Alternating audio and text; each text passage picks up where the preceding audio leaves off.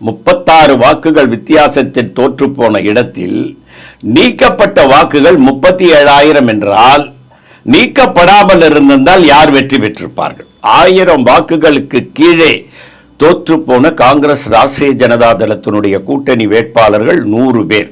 அந்த 100 பேர் வெற்றி பெற்றிருந்தால் இன்றைக்கு ஆட்சி காங்கிரஸ் ராஷ்டிரிய அதுதான் அங்க தேஜஸ் யாதவ் நான் தான் முதல்வர்னு அறிவித்து 4 டேட் எல்லாம் பார்த்திருந்தார்.